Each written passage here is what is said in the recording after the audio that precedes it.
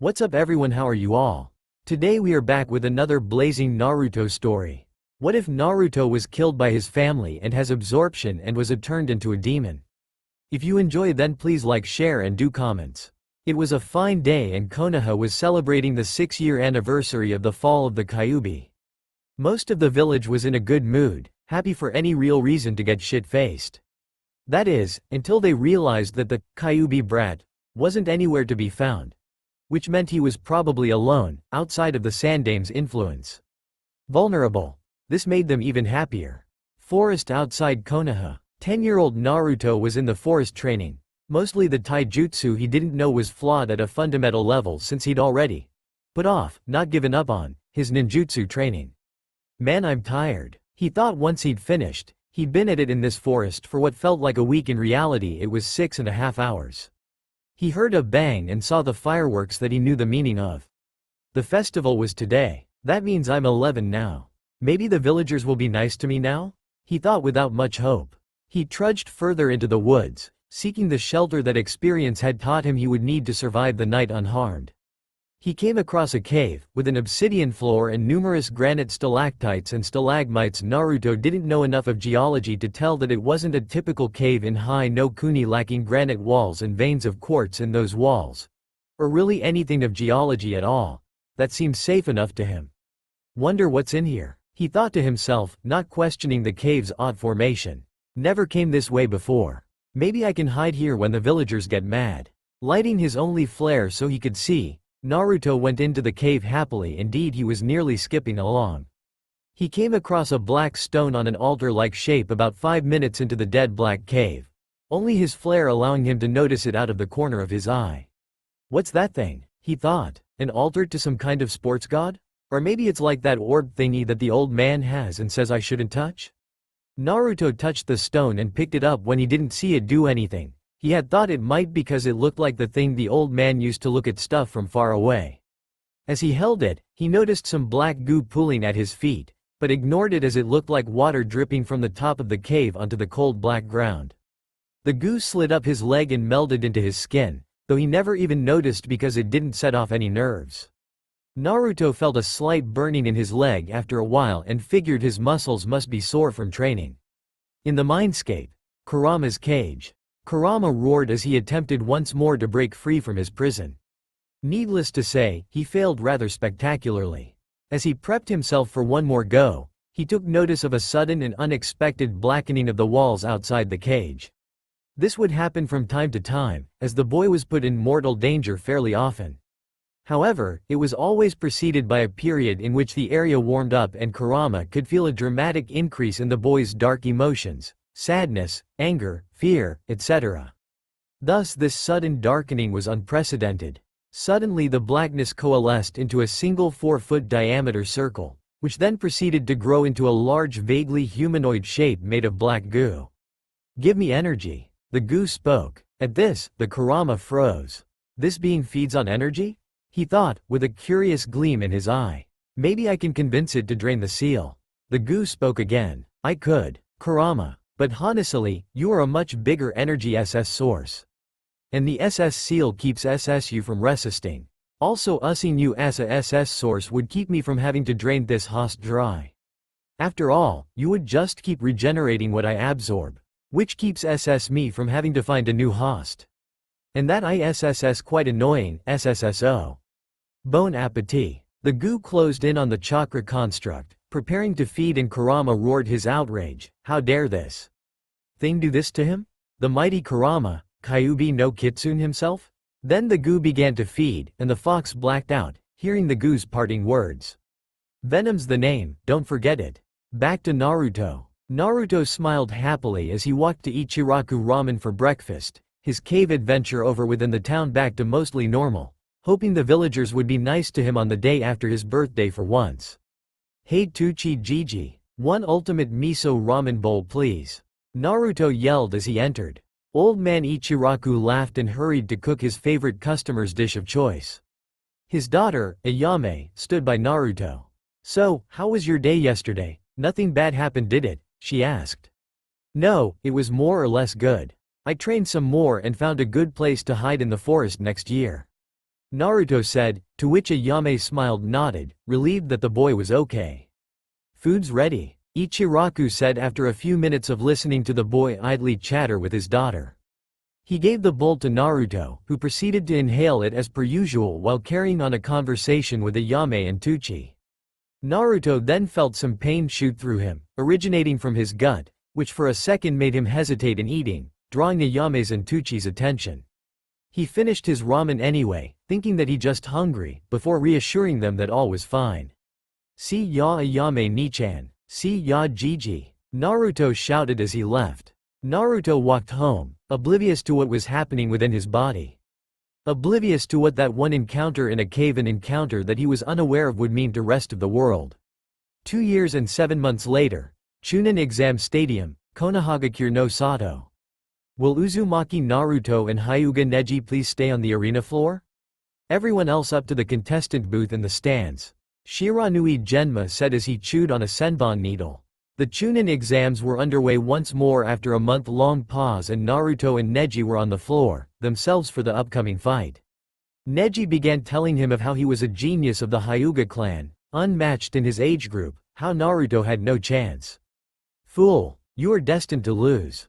Neji spat. Naruto smirked at this. The poor bastard thought he could win, thought Naruto was just some nobody. Ever since he was 11, Naruto had taken his training and education much more seriously, even changing the clothes he wore to more ninja-ish attire, and actually listening to Iruka-sensei. Even going to the library, and actually to read. He now wore a pair of black cargos with many pockets under some heavy shin guards that also covered his feet, a black undershirt with a tailed overcoat, which had some light armor sewn into the inside, and some heavy bracers. He was no dead last anymore, he was ranked just below Aburame Shino at 3rd in his class. "You are nothing but a dobe," Neji said. Naruto smiled. "Thank you. That really helps a guy's self-esteem," throwing a title at him that he didn't graduate with. "Unfortunately for you, this loser is going to kick your ass," Naruto said as he made a familiar hand seal.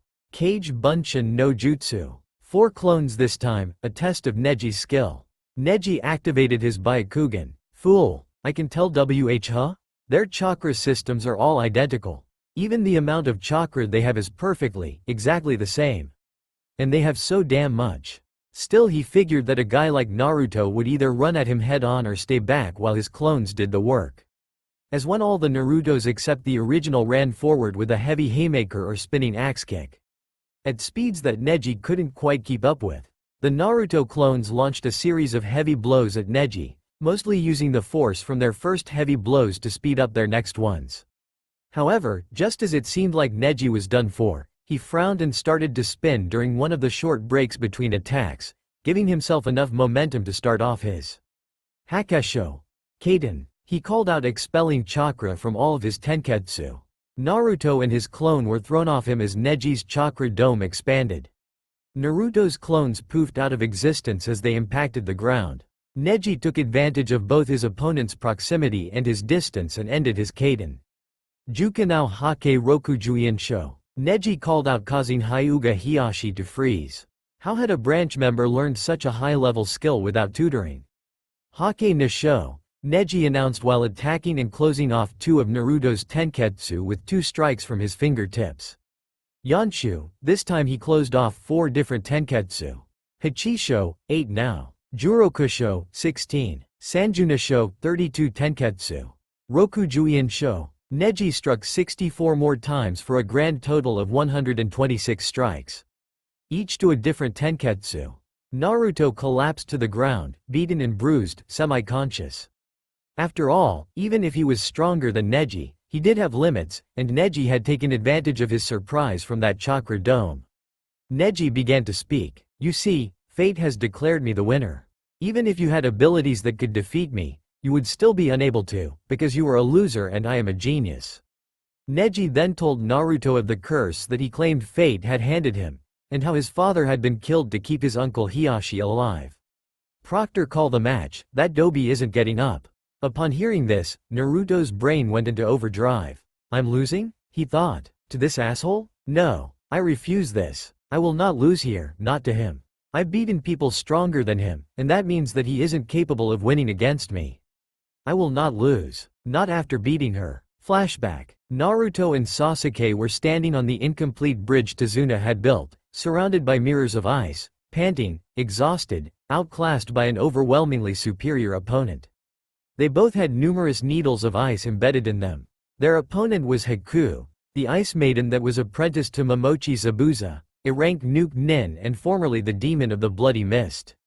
Sasuke was standing in front of Naruto, having just taken a seemingly fatal blow for him. Sasuke, Naruto said, brokenly, not sure why someone who claimed to hate him would do something so self-sacrificial for him of all people. Why, my body just moved on its own, loser. Sasuke said haltingly, the strain of talking obvious on his face. Promise me, Naruto, promise me, that you will take care of my ambition. You're the only one I feel I can trust it. 2. Sure thing, Teme, that Mercerous ass is as good as dead, the ultimate promise. Naruto said with tears in his eyes, watching as seemed Sasuke smiled in content while also seeming to drop dead. Naruto clutched his fallen teammate's body and howled in emotional turmoil, still somewhat conflicted about how he should feel about the boy he had felt both an intense dislike and a sort of subdued. He supposed it could only be a sort of brotherly affection for. Is it the first time you've seen a teammate die? Haku asked. It's always very difficult, but you will move on, should you survive. It would be the only way he'd be at peace.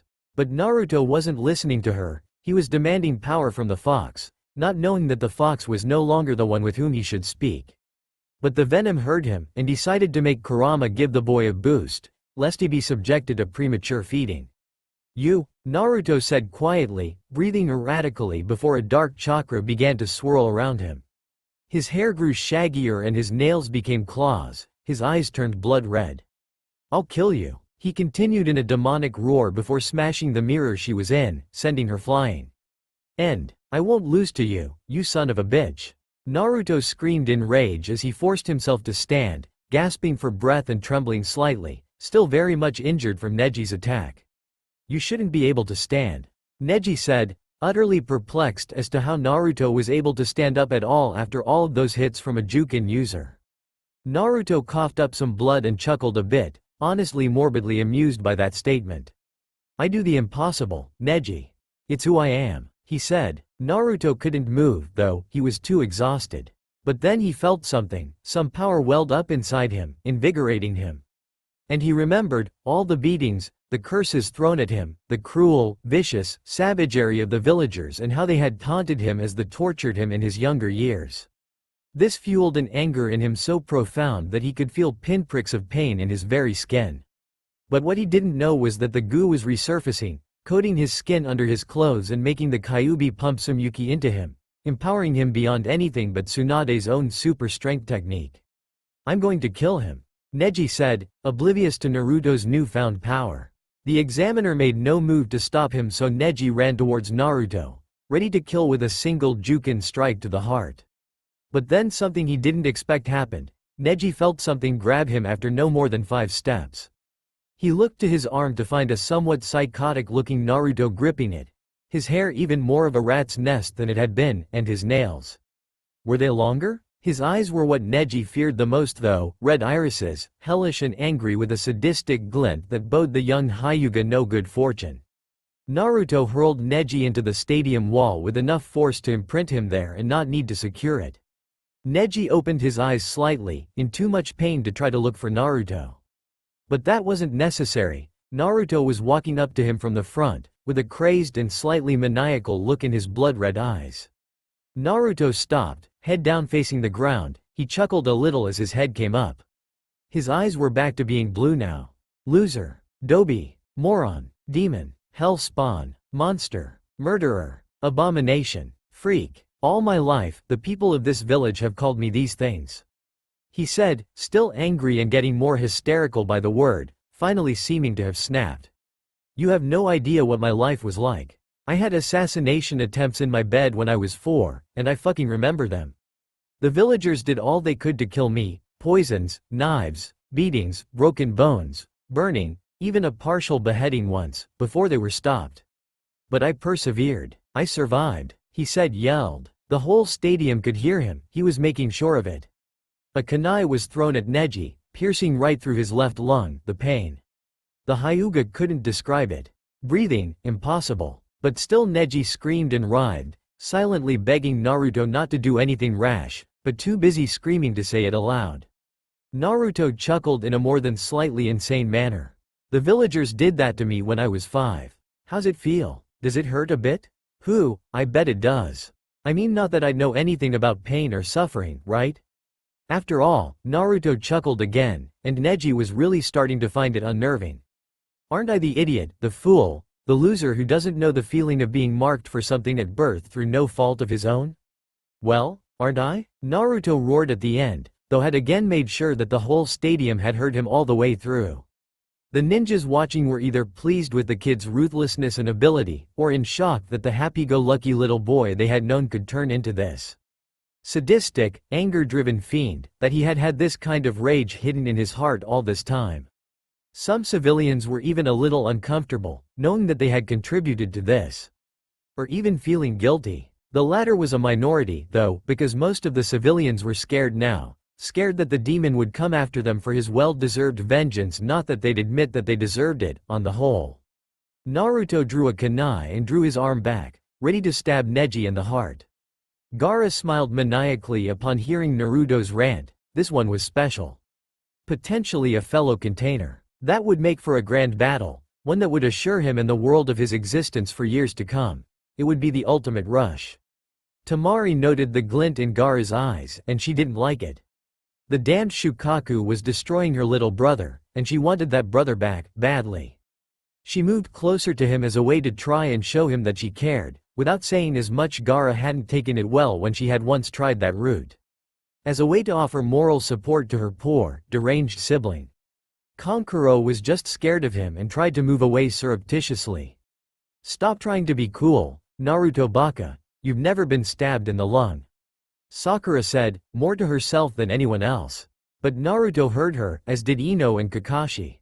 Sakura, said a voice from behind her. She jumped, startled, and turned to see who was talking to her. It was Naruto, or a clone, who then proceeded to wrap a hand around her neck. Shut up, you weak, vapid, useless, fangirl bitch. She was now struggling to breathe and touch the ground, as Naruto was holding her up in the air one-handed. Kakashi was slowly getting to his feet, and seeming to be readying himself to bring Naruto down if he had to. You don't know me at all, so don't even try that shit with me. Now if you'll excuse me, I have an arrogant ass of a Hyuga prodigy to deal with. Though, if you talk to me in so presumptuous a manner again, you'll be next. And then he let her go, causing her to crumple to the floor, and dispersed to show that he was a clone. Then he turned back to face Neji. The whole encounter had taken less than 10 seconds. As for you, Fate, who gives a shit? So your daddy died? Same for a ass load of other people's parents. So it was for political reasons? What, do you think you're the only one? So Hinata was kidnapped and that's why. What, was she supposed to kill a fully grown and trained Kumo nin as a 3-year-old with minimal to no ninja training? Why take it out on her? So you have a seal on you that marks you as a lesser person? Me too. A few people were surprised to hear that Naruto even knew of the seal, let alone the Kyuubi, which they assumed from his words that he did. Only I'm not allowed to talk about mine, so I don't even have the option of venting like you do. You honestly ought to be grateful, Neji. Now, I'm gonna tell you a little story about me. One you probably won't believe because I've beaten you unless the Hokage himself tells you about it. I failed the academy twice, because there was a technique that I just couldn't get, no matter how much I tried. It just wouldn't come out right. So I failed, and I was labeled a dobi. That technique, it was the Bunshin no Jutsu. Just a regular illusionary Bunshin. And now, he didn't even make a hand seal, just gathered his chakra and did the technique. Taju Kage Bunshin no Jutsu. A smoke plume filled the stadium and a little of the surrounding area. When it cleared the stadium floor, the stairs, hallways, bathrooms, balconies and even the stadium wall tops and roofs, all were filled to bursting with hundreds of Kage Bunshin. Now this doesn't even faze me. Neji, if even I, the loser who couldn't even make a single Bunshin, can ascend to this level, then why can't you do the same and rise above the station you were born to, and change the way your family does things? And once I become Hokage, I'll help you. You and Hinata-chan both. Naruto turned away from and walked to the middle of the arena before facing him and saying, "Now get up. We've a fight to finish." Neji pulled away from the wall with a grunt. The worst of the pain was gone and he could fight again. As they dropped into their respective fighting stances, an old man in the cage's box worried about the mental stability of his surrogate grandson. These rapid mood swings were indicative of either a mental breakdown on his part, due to extreme childhood abuse, or that the Kyuubi was attempting to alter Naruto's mind in a bid for freedom. A mentally unstable Naruto would be easier to manipulate after all. Sarutobi soon refocused on the fight to see Naruto once again in a position of taijutsu superiority. He marveled at Naruto's extreme improvement. It was like in the course of 2 years he had packed in Gai's strength and speed training with a combination of Goken and Juken and Hayate's Fukasu no Heiga wo Kage Bunya sword style. Using Kage Bunshin to attack from so many angles that the opponent can't block them all, let alone find an opportunity to attack even if they could follow your movements. High speed, high-powered taijutsu attacks to vulnerable areas. It was easily lower-end Junin-level taijutsu. It was impressive to a ridiculous degree that a genin could do something like this, especially when only 6 or so months out of the academy. And according to Jiraiya, he could even summon the toad boss, Gamabunta. That was a lot of power in a Junin's hands, let alone a genin's. What was insane though, was that he was also implementing an actual strategy, hurting Neji into an unfavorable position. If the boy showed any more ability in any of the various fields of ninja study, that vest was his, no matter what the council might say. It would be out of his hands because the Junin got to vote on the matter, and most of them didn't actually hate Naruto like his former team and rivals seemed to. Naruto spun into a new kick using the momentum from the heavy punch that Neji had just dodged. The kick landed, striking him in the ribs as one of his 3 clone that were still around swept Neji's feet out from under him. Naruto took this opportunity to raise his other leg up and axe kick him into the ground. Neji took this time to close off some of his tenketsu. Naruto felt his leg go numb and jump back and let his clones distract Neji a bit, so as to bite his thumb and perform a set of hand seals. That set was boar, dog, bird, monkey, and ram. He then slammed his hand to the ground while calling out, "Kachiyose no Jutsu." There was a large poof of smoke, and when it cleared, Naruto was standing atop a 16-foot bright red toad in a gray Yakuza jacket with metal plating over its chest, abdomen, shoulders and back. "Yo, Gamabaku, I need to light this place up a bit, can you provide a light flame?" Naruto asked as Neji gaped. The toad, presumably Gamabaku, smirked a little. "Not any kind of a problem, Naruto. Just point me in the right direction." Naruto pointed at Neji. "Medium well when a daitapa is added, Baku," Naruto said. The toad made some hand seals and inhaled deeply, chest expanding, and blew out a stream of fire at Neji which didn't look to be able to reach him. But then Naruto made some more hand seals. "Ninpo. Dai Enden Tapa," he called out before breathing out a futon. Daitapa at the fire stream, turning it into a high-speed, raging inferno of holy shit move. Needless to say, Neji dodged into a Naruto clone's fist to his temple. Neji was out cold. "Shosha, Uzumaki Naruto," Genma called out, highly surprised at the elemental combination jutsu. And the summon. At first, the people in the stadium were dead silent. Then, slowly, they started to clap, quietly at first, then louder and louder with cheers thrown in until they were roaring in approval of the amazing fight they had just witnessed. As they clapped, Naruto began to twitch a bit, like he was really annoyed or pissed off. Then, he seemed to shrug it off, and turned with a big smile towards the stands. "I showed them," he thought. "Now they realize that I'm amazing and they won't be able to hurt me anymore. I've risen above them." He waited respectfully for the medics to reach Neji and himself, render their verdict and say he could leave, and then headed up to the participants' box to wait for his next match. When he got there, he decided that he didn't want to have to wait for Kakashi-sensei to bring the teme along, so he lay down and tried to nap. For all of 2 minutes. He soon heard Nara Shikamaru complain about how troublesome it was to have to fight a girl and how he really didn't want to. This irked Naruto, quite a lot actually. So he got up from his makeshift bed and walked over to Shikamaru. "Hey, Shika, my bud. Get the hell down there, a fight, you chauvinistic prick. Or I make you," Naruto said quietly. Or worse yet, I'll tell Gaara that if he fights you here and now, I'll fight him as well. This made Shikamaru comply, rather quickly, even going so far as to jump over the railings and down to the arena floor.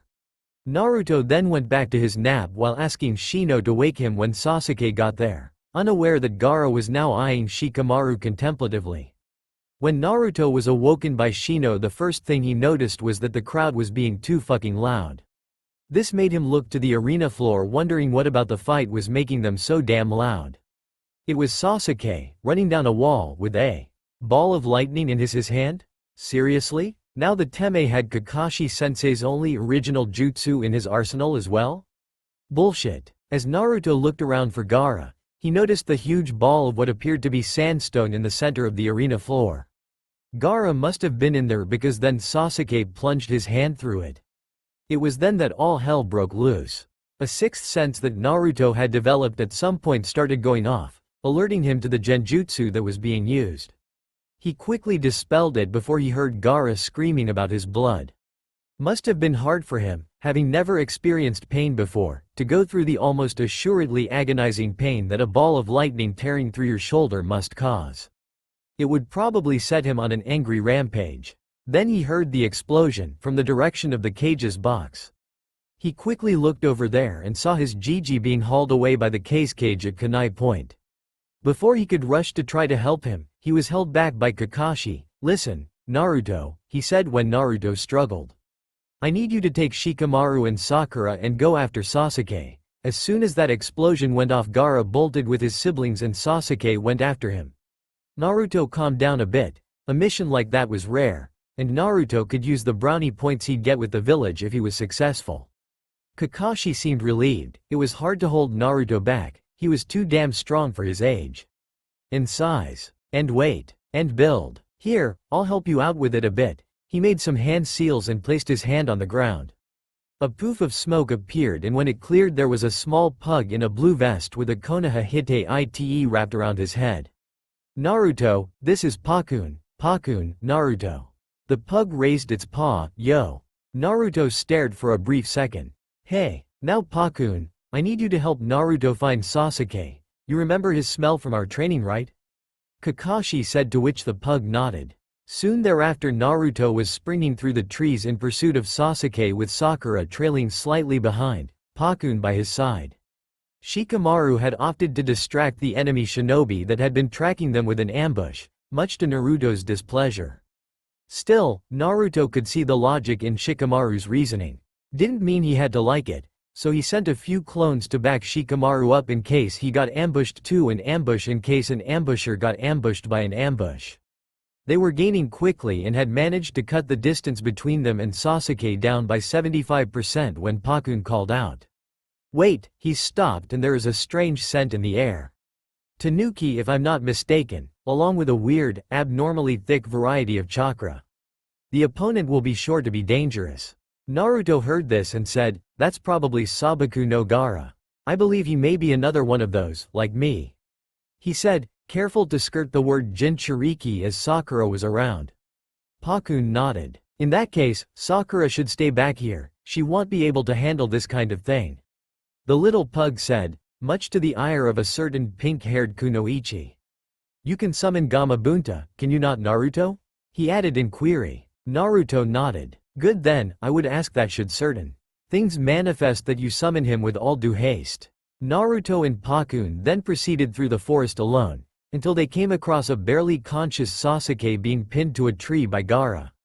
But this was not the worrisome part. What was that Gaara was coated from the waist up in his sand, and had taken on a form rather reminiscent of a tanuki.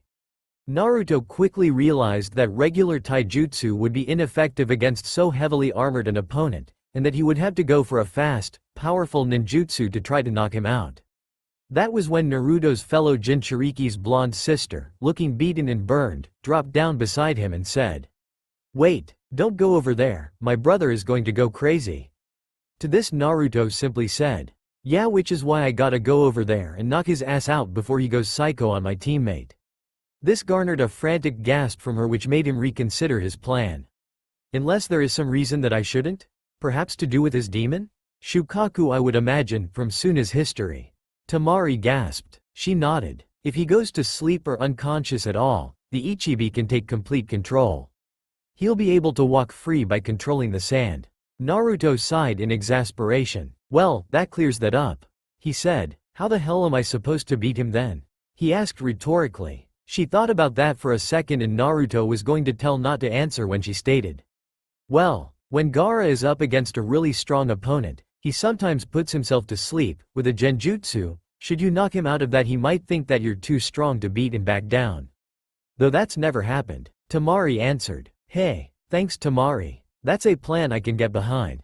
Naruto replied. Pakun, go back to Sakura and tell her to steer clear of the area, this is gonna be big.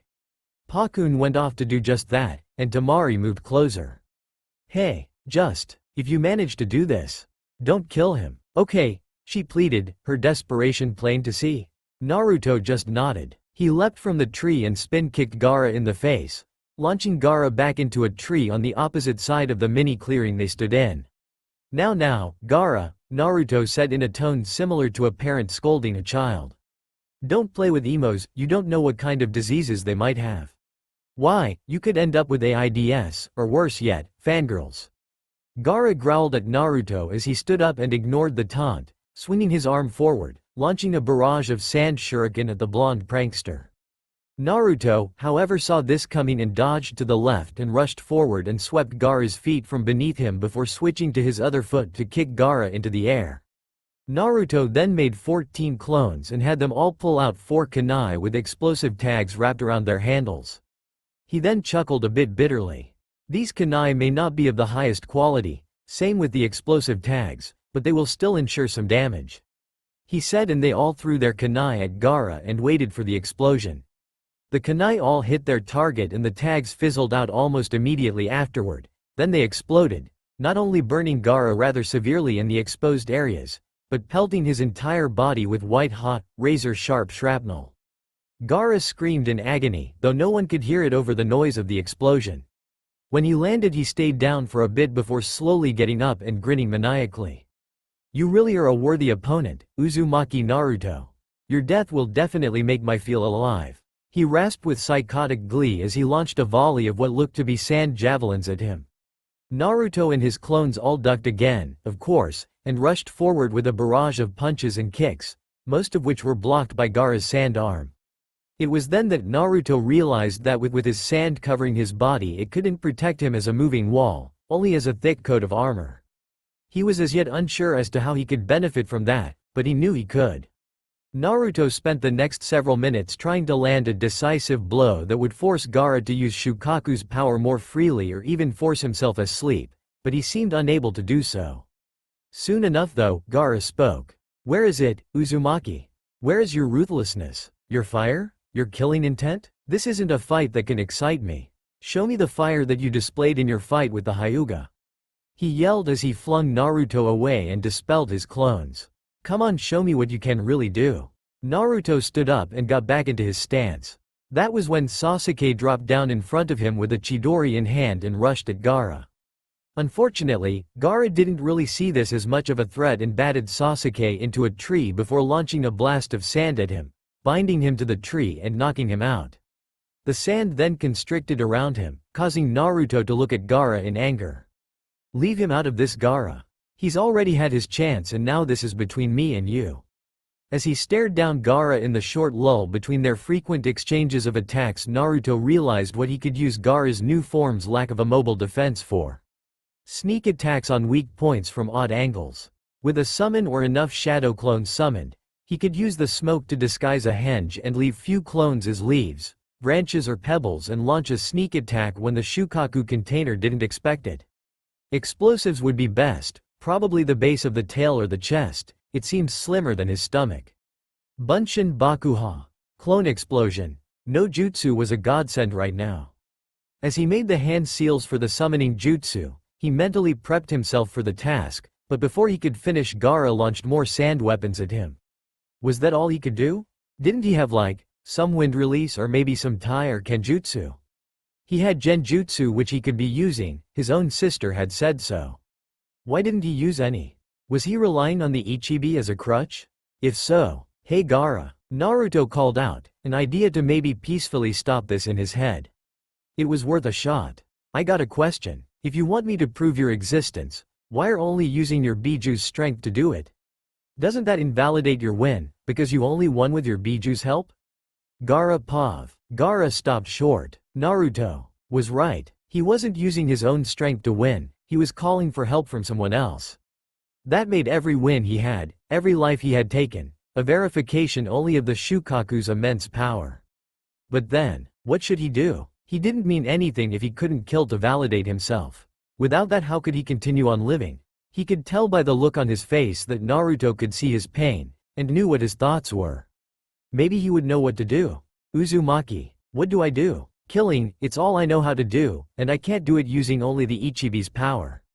It wouldn't be my kill only. So, what do I do? Naruto Pav. He sounded so lost. Naruto thought for a second, what could someone as unstable as Gaara do with his life now? Well, his sister obviously cared for him, so.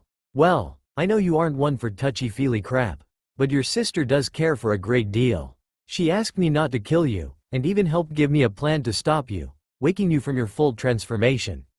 He made sure to get that plan out of the way so that Gaara wouldn't think this was a trick. She might teach you wind release, if you've an affinity, and then you wouldn't need to kill to validate your existence, because she would through her love for you. Gaara appeared to stiffen at the word love, and shook his head slowly. You. He sounded angry again. Crap, you don't know anything. He roared and shot a series of powerful sand spears at him, which he dodged easily. Love is what made me this way in the first place. When she betrays me like they always do, it would just be worse. He was coming in close now. Shit, what to do? Oh, of course. He was a moron for not doing this earlier. As Gaara came in close, Naruto reached into his pocket and pulled out what seemed to be an explosive tag, which he slipped onto what he could tell from its feel was the bare skin of Gaara's ankle as he dodged the clumsy body tackle. Immediately the sand Inkazine Gaara fell away to useless grains of quartz on the ground. Gaara looked around, seeming frightened before calling out. Mother, where are you? I can't hear you anymore. Why did you leave? Do you hate me now? I won't question you again, I'm sorry, just ple. Naruto interrupted him with a chop to the neck. Temari walked out and kneeled next to Gaara before turning to Naruto with a question in her eyes. What had happened? I used a sealing tag that I got from Jiraiya that cuts off foreign chakra from a person's chakra coils. With it on, the Biju can't influence him or even activate his automatic defense. Man, I'm glad I was able to conserve so much chakra. I can go back to the stadium now and help the old man in his fight now. As he turned to leave though, he felt her grab his hand. Wait, please. I want to thank you for not killing him, and he cut her by gently removing her hand from his. If you want to thank me so much, help Gaara, prove to him that you care. He really didn't need this now, when he had to help the Hokage. If you're insistent though, get some ramen with me next time you're here in the village. As he jumped into the trees to leave, he failed to take note of her blush. Upon reaching the stadium, Naruto had a full team of Auto Junin on him, though they were far inferior to the Junin of the Leaf, whose level at least in Taijutsu Naruto was on. They attempted to get in close all at once and overwhelm him. A bad idea since Naruto had a shadow clone behind each of them and knocked them out without any issues. Which impressed many of those around him as he continued past the men he'd defeated without pause and looked for the Hokage. Well, the large transparent purple thing on the roof covered in trees seemed like a good place to start. Those Anbu weren't doing anything. He made his way through the stadium to the area where he assumed his grandfather figure was, beating on the fools who attempted to stop him along the way. Once he reached the area with all the useless, gawking Anbu, he glared and asked, "What the hell do you four think is going on behind you?" They all turned suddenly, apparently having missed his not as quiet as he could have made it entrance. "There is an invasion in progress. If you can't bust through this barrier, then go help your fellow Leaf Ninja fight off these insurgents." He yelled at them, feeling more angry than anything, and seeming more like the father he knew nothing of than he could possibly imagine. The Anbu immediately jumped from the roof and went to help their compatriots. Turning from the position he had taken to both yell at them and watch their departure with a sigh of disappointment at their lack of thought and sitting around doing nothing. Naruto took a look at the barrier around what he assumed was the battleground for Oji-san's battle with the case cage. Though he had no idea where the damn trees had come from. Were there people inside the barrier maintaining it? Well, if he could. Yeah, some fuinjutsu to take care of the wall in front of him was easier than fighting one of them and then having to fight all them and then having to help the old man. Taking out one of the blank ceiling tag slips he usually had on him, gifts from Jiraiya, the old pervert, he quickly drew up a chakra absorption seal.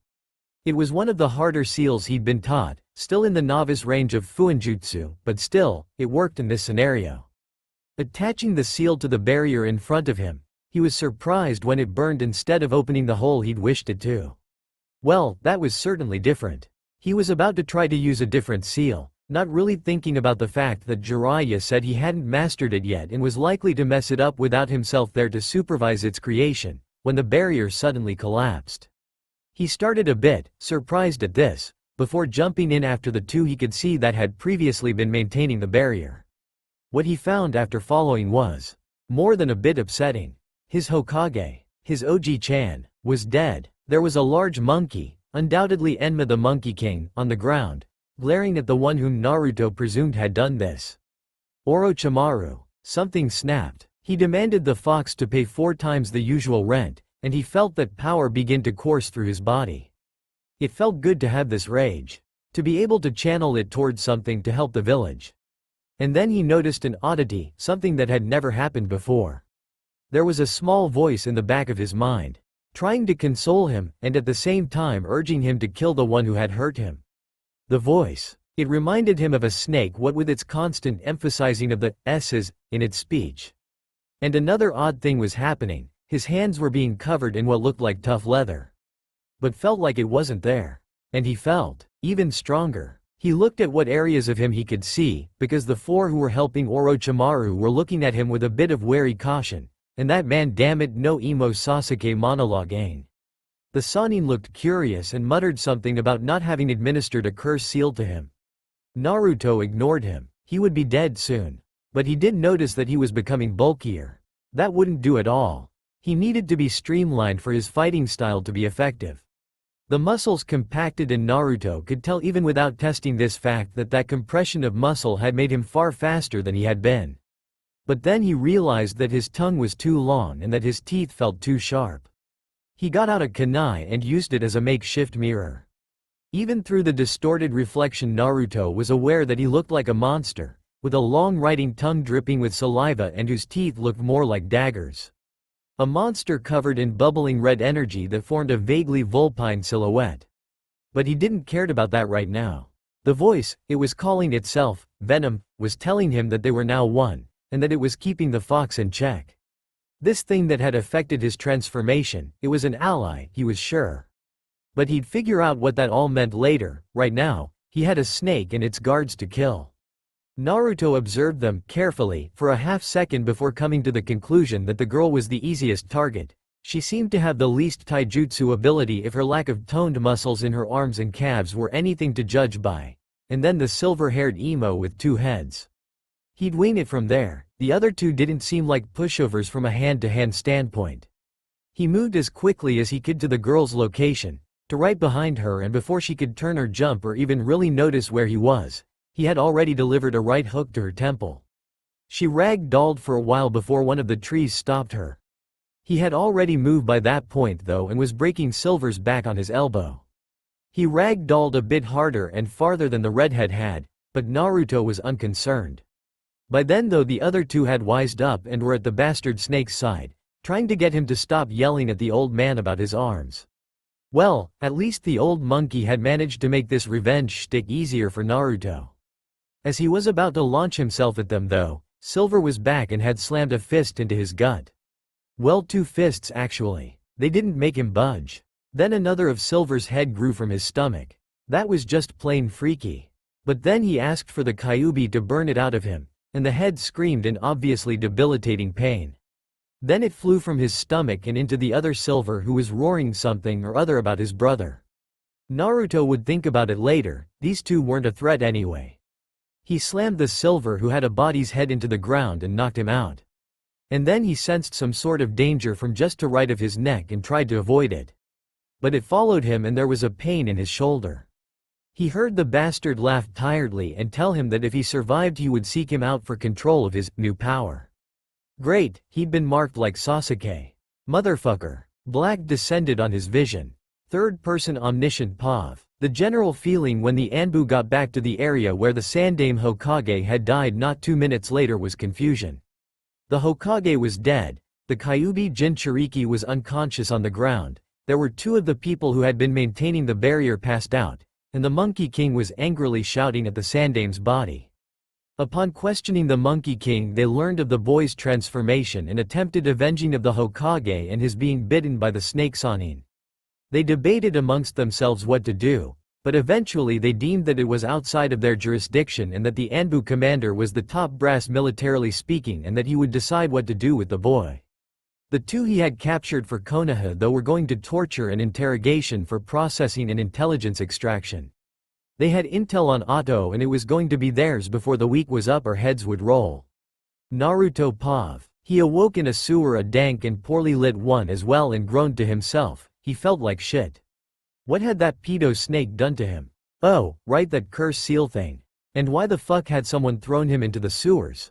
He looked around for an exit for a while before realizing that these sewers were nothing like the sewers he had cleaned in D ranks over the last few months. These weren't the sewers of Konoha.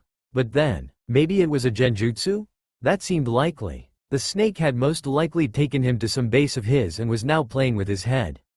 It was at this point that Naruto looked down and saw in the water around his ankles a hazy and out-of-focus version of his face.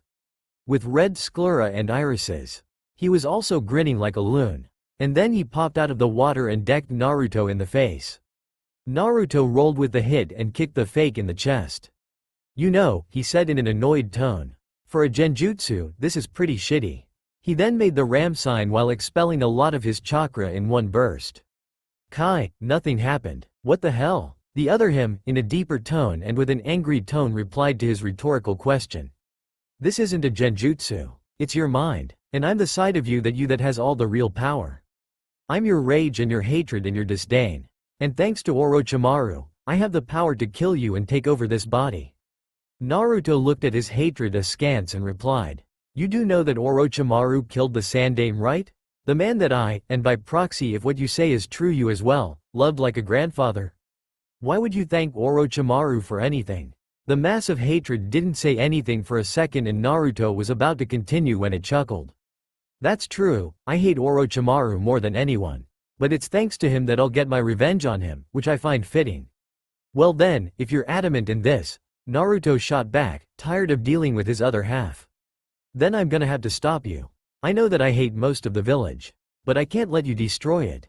A Hokage doesn't destroy his village, he protects it with everything he has. And that's what I'm gonna do, right here and now. I'm going to protect it from myself Ibeo.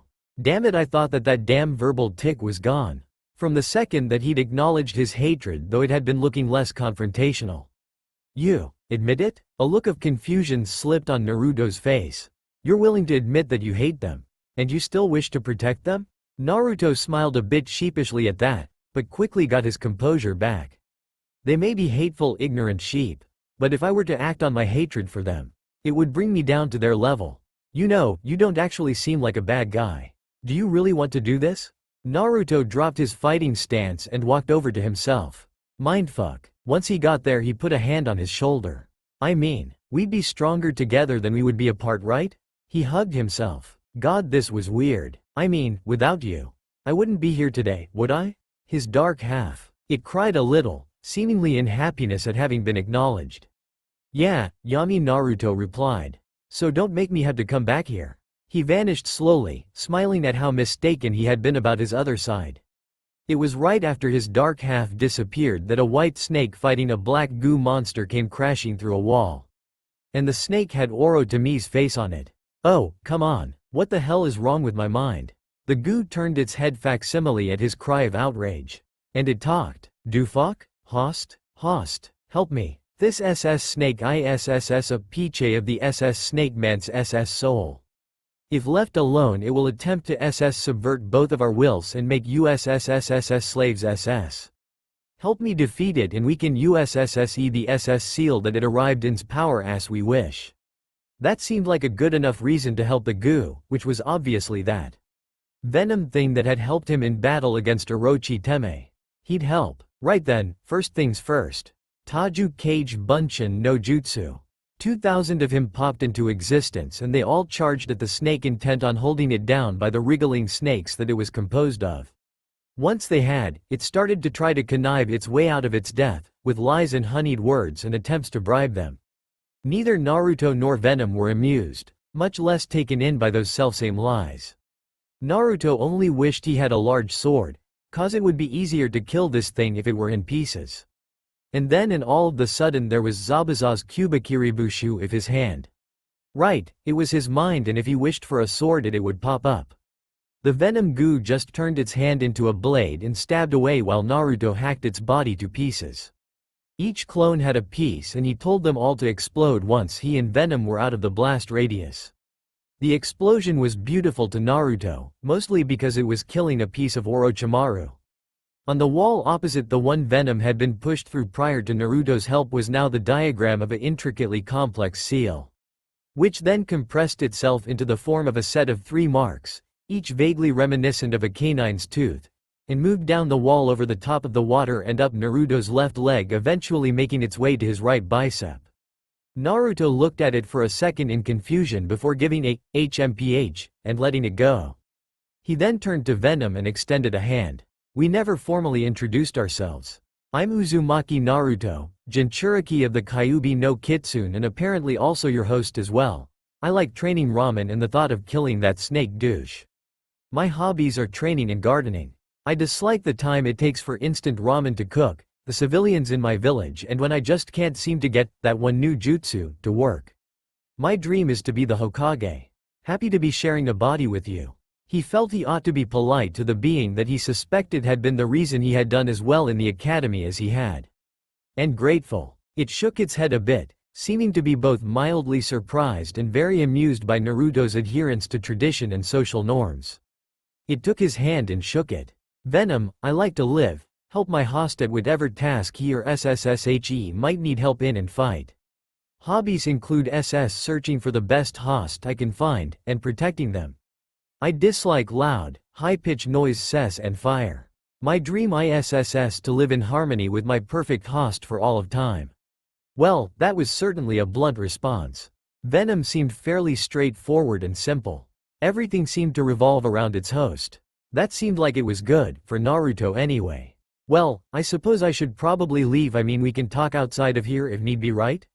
At Venom's nod, Naruto allowed himself to pass out and vanished from his mindscape.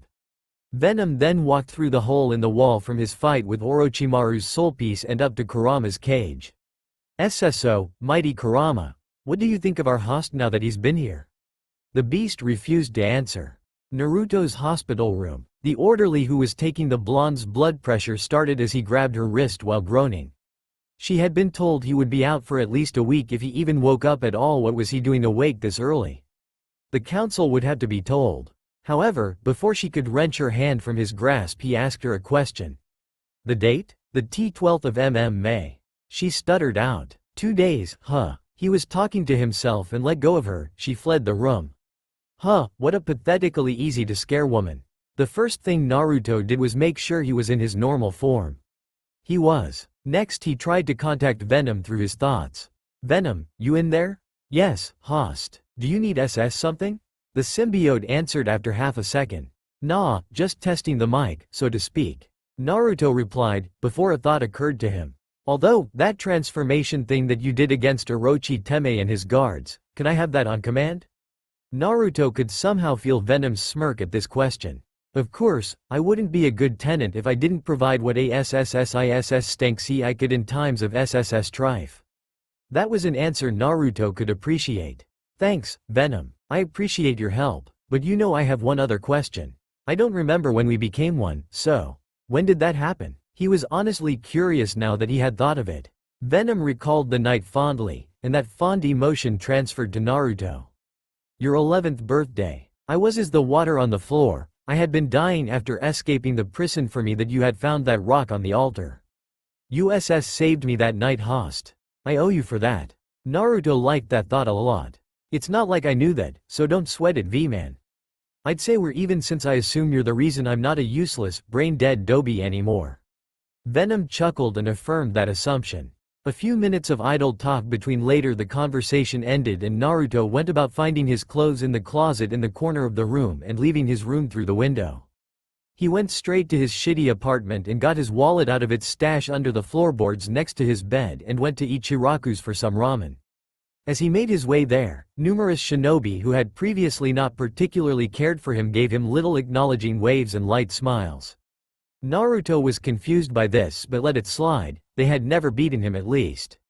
Once he got to the ramen stand that he frequented, Naruto slipped past the streamers that hung from the overhang and shades the stand from the heat, calling out in a cheerful manner to the cooks for his usual 4 large bowls of miso. Talking a bit with the owners of the stand while eating, Naruto learned that the funeral for the third was in another 2 days, which he would most certainly attend. After he finished his ramen and wished the Ichirakus a cheerful farewell, Naruto headed to the only training ground he knew would be totally abandoned at this time of day. His own teams. They never trained any earlier than 10 in the morning and it was currently 7, which would give him an hour or 2 before Sakura got there, assuming they had team training today in which he could test the abilities of the new seal he had obtained from the snake. Or actually, and this was a much safer plan, he could get Jiraiya to look at it so he could tell him whether or not it was actually safe. It wasn't that he didn't trust Venom, but he himself knew nothing of this seal, and he would need a sealing expert to look at it before he would deem it safe for his own use, or better yet, a sealing master. It had taken hours to find Jiraiya, 5 of them in fact, but now that he had and had also explained why he wanted him to look at it, leaving Venom out of the tale and wondering if maybe Venom had something to do with him using we and us instead of I and me. The irredeemable pervert had agreed that Naruto's caution was sensible and was currently looking over the seal for any signs that it could be a danger to Naruto's either physical or mental health. After a brief exclamation towards the beginning of the inspection, Jiraiya got a really serious look on his face and studied the seal in more minute detail. 2 hours of boredom and light conversation with Venom later, the man bonked him on the head to get his attention. Well, brat, here's the deal. Orochimaru can't control you through this seal anymore. Instead of using the soul fragment that Orochimaru left in there as a link to him and a target against whom to weaken your mental resistance to, the seal is actually using your own soul in its place. You'll probably be a bit more impulsive, but that's it, in that regard. Naruto felt relief at that. He hadn't wanted to be a slave to Orochimaru's will. The seal was mutated by your interference during its stabilization period, meaning that it's in its stage 2 form like the 2 auto shinobi you captured rather than its stage 1 form like your teammate or the proctor of the second exam. Naruto raised his hand for a question. Yeah, you brat? What's this stage 2 thing do? We saw what stage 1 does in the Forest of Death, when Sasuke went nuts, but what's the second stage do? That was what had Naruto worried now. Well, from what the Yamanaka have been able to extract from those 2 you captured, it's a transformation into some other form that is dependent on your seal. The girl gets horns and gray skin, the boys get some kinda armor and red skin, it varies. Came the answer, which Naruto actually didn't mind. He had another ace perhaps, if the cost wasn't too high.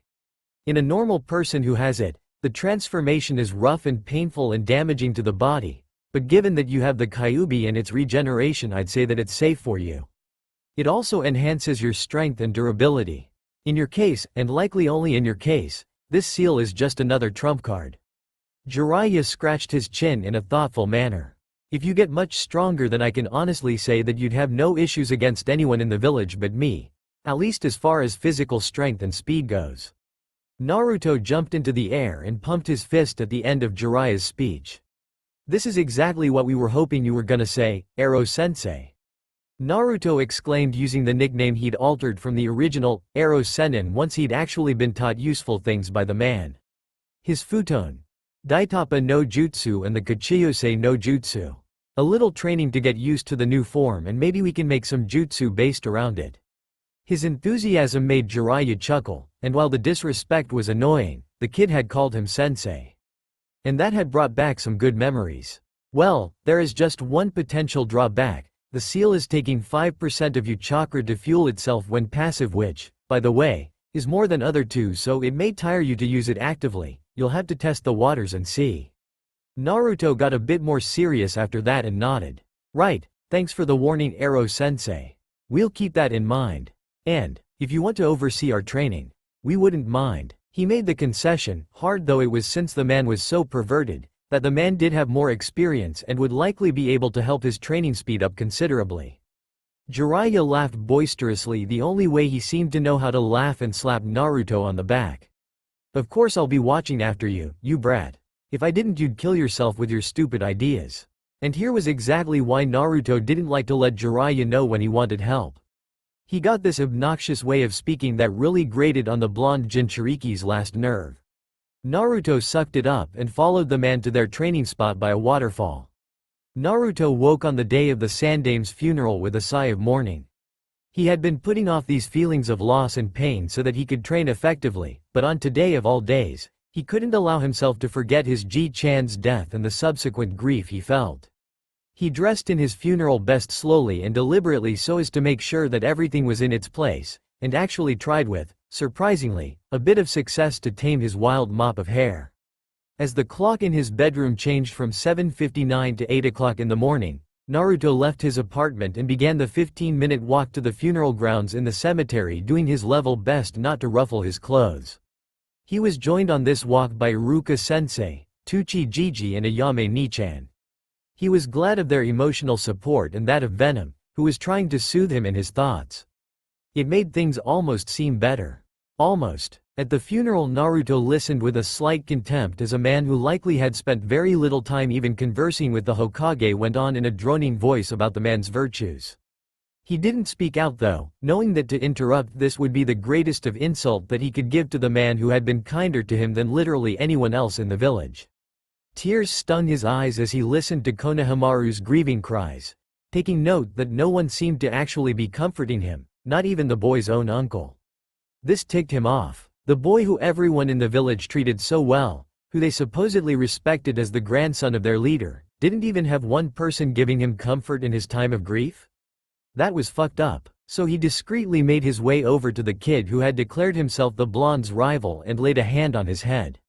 Konohamaru looked up at him as the first of the rain started to fall, with tears and pain and desperate hope for comfort in his eyes, and Naruto nodded at him, letting him know that the pain he felt was acknowledged and that someone cared enough to let the boy use them as a shoulder to cry on. Wailing even harder from the fact that his rival would be so understanding, Konohamaru threw himself at his role model and cried into the side of his hip.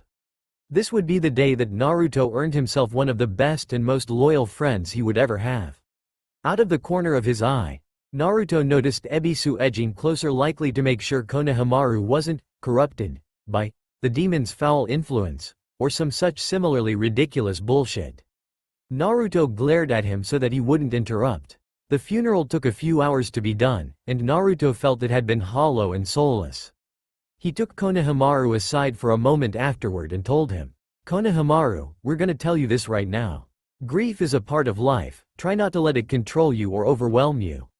But next year, on the anniversary of his death and every year following, barring missions interrupting it, we'll take you to visit his grave and the two of us can grieve for your Ji-chan together, okay?"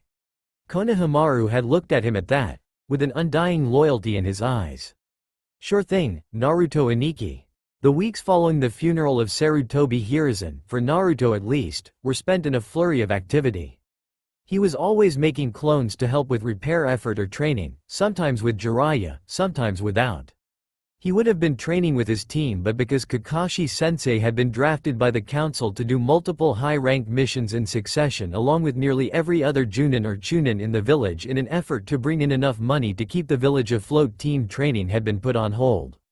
This meant that because neither Sasuke nor Sakura particularly liked him or wanted to spend more time with him than necessary, he was stuck training himself. As a result of this training, he had learned several things. One was that shadow clones gave him their memories when dispelled. This had led to him using them to train his chakra control, which had subsequently taken a steep few steps up on the ladder of competency. He was now far from the rung on that ladder he had been on before the aforementioned discovery abysmal, and was now nearly satisfied that his most glaring weakness was mostly taken care of on this new rung a fair bit above average. Another was that combining various chakra control exercises made them exponentially harder rather than linearly more difficult as he'd expected. He had also discovered that he was a fair hand at carpentry and electrical wiring. While his newfound level of control didn't affect the level of chakra that the stage 1 and 2 curse seal forms 8, 7 and 9% respectively, he found that developing the jutsu for them that he'd wanted to was coming more easily than it had previously. Though there was one that kept him frustrated. Damn it, Arrow-sensei. Can't you at least give us more of a hint than focus the chakra in the tips? Naruto called out to his perverted teacher when the latest jutsu he was working on blew up in his face. This jutsu, which he was still working on a name for, was for his stage 2 form and involved him using his form's tail, horns and various spines.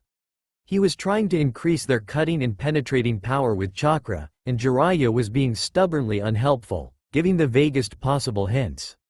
Listen, brat, cause I'm only telling you this one more time. Jiraiya was a little annoyed because Naruto had interrupted his research for this. If I were to tell you how to do every little thing, then you wouldn't learn anything except to ask me for advice when something goes wrong. I'm trying not to limit your progress once I'm gone, though with how hopeless you are there's a distinct chance that you'll die before then. He let out a sigh. Naruto grumbled and let his hold over the stage 2 form loosen and went back to normal. Well, at least he was used to the extra weight on his head and having a tail now and could use them in a fight well enough that Jiraiya didn't think it too horrible, though he still said it needed a lot of work. The next day when he went to the place he usually went to train, Jiraiya was there and told him to sit down and listen. I've got a mission to go on right now, and I'm taking you with me. He started off bluntly, knowing that beating around the bush with Naruto was pointless. I'm going out to bring my other teammate, Tsunade, back. It'll take a while, so I'd like to at least do something productive while I travel, and training you counts. Naruto nodded and replied, well, give us a few hours to pick some things up from the apartment and get some custom equipment from this blacksmith who owes us a favor, and we'll be at the main gates at noon. That is, if we are leaving today. Receiving a nod from his sensei, Naruto gave him a salute and rushed off to get his things from the blacksmith while making some clones. One to pack his things in his apartment into scrolls, and more to tell the people he had been helping rebuild that day that he wouldn't be around due to a mission for an uncertain amount of time and that he was sorry. Upon reaching the shinobi armaments weapon and armor shop, Naruto walked inside and asked the owner, who was 3 times Naruto's size and built like a mountain of muscle with a blocky face, no hair and numerous scars, one Higurashi Kanero. Hey, Kanero-san, is that custom chakra conductive armor done yet? This was asked in as polite a tone as Naruto knew how to make. The man looked up from the counter and replied, yeah, the weapon you wanted is the only thing left to make. Are you sure you can move well in such heavy armor though? He finished skeptically. Naruto just nodded and dropped the amount of money they had agreed would cover the rest of the cost of the arms and armor Naruto had asked for as payment for rebuilding the man's shop, home, instead of the usual reward he might have gotten. 57,922 ryo. Naruto thought it more than fair. Kanero then roared out toward the back of the store. Oi, Tenten, get that custom armor that goes with the custom weapon out here. The guy apparently needs it now. At the name Tenten, Naruto felt a tingling sense of recognition, one that he couldn't quite place. Okay, Kutasan, came the bright and chipper voice of a young girl that Naruto was certain he'd heard before but still couldn't place. Is he going on a mission or? The girl stopped mid-sentence when she saw him while carrying in a heavily wrapped and bulky assortment of objects. And now he remembered where he'd heard both the name and the voice. Neji's teammate, who was honestly pretty cute, what with the panda ear hairstyle and the large brown doe eyes and all. The silence was getting to him a bit, so Naruto decided to break it. Hee, hi Tenten-san, we didn't know this was your father's shop. She blinked and then seemed to realize how rude she was being and shook her head. He assumed to clear it.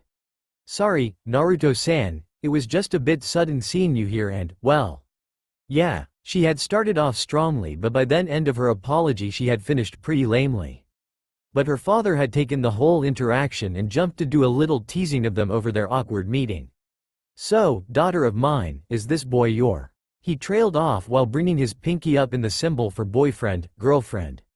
She blushed and rushed to shove Naruto's things into his hands and rushed out, all the while calling out, no. Naruto was amused. He shook his head to rid it of unnecessary thoughts and started to unwrap his new equipment, to find that they were exactly as he'd envisioned them. The multi-plated and heavily weighted shin, ankle and toe guards went up to just above his knees, and each had a wicked-looking tri-bladed 4-inch spike on the back where they wrapped around to provide his Achilles tendon with some protection. They were uniformly straight on the outside so as to look like thin iron pillars. He had bought a rare pair of closed-toe knee-length combat boots to wear under them. Rare because of the fact that rarely did anyone wear them. His old bracers had been an old and beat-up pair of standard Anbu fare.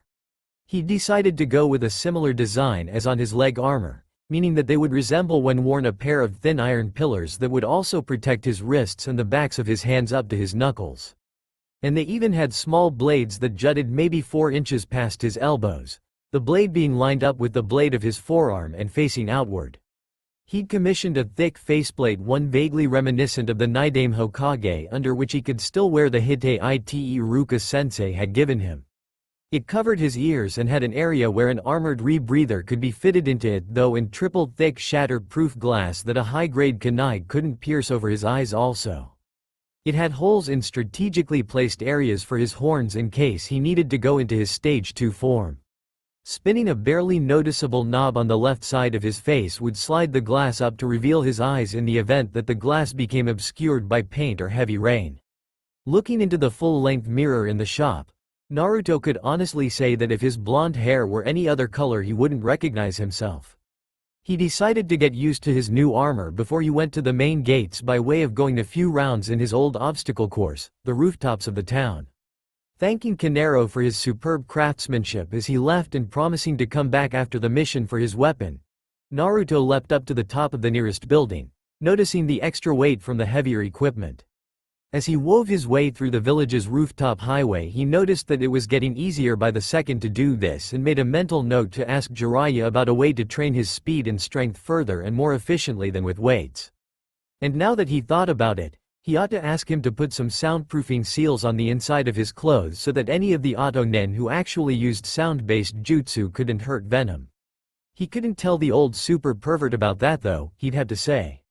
Well, if he left out Venom's name he actually could tell Jiraiya that. At around noon, Naruto met up with his clone and Jiraiya. His new equipment got a raised eyebrow, but the man shrugged it off and motioned for Naruto to follow him.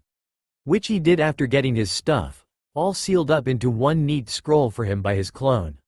Leaving the village required him to remove his faceplate so they could be sure of his identity, but after that it was smooth sailing. For Naruto the next 3 weeks had been an exercise in patience, trying to keep the pervert on the trail and away from hookers. Surprisingly, when he'd asked for a jutsu from Jiraiya to keep from going insane with boredom, he'd actually gotten something, though felt it was more of a chakra control exercise that could be used offensively in and of itself than an actual jutsu. Jiraiya said that the Yondaime had made it and that it was called the Rasengan. Naruto thought the name apt, if a little simplistic, seeing as it meant spiraling ball, and that's exactly what the move was, a softball-sized ball of condensed spiraling chakra. The first step had been the hard part, he'd thought at first, but he'd gotten it down. Spinning the chakra in multiple directions at once to create the necessary pressure to make the water balloon explode. It had taken time, a few days to be exact, to even figure out that that was what he had to do. The next step, adding the power needed to explode a substantially thicker and sturdier rubber ball like the water balloon, had only taken him a few quick tries, potent as his chakra was. Jiraiya had been speechless, saying that a similar task had taken him 3 months.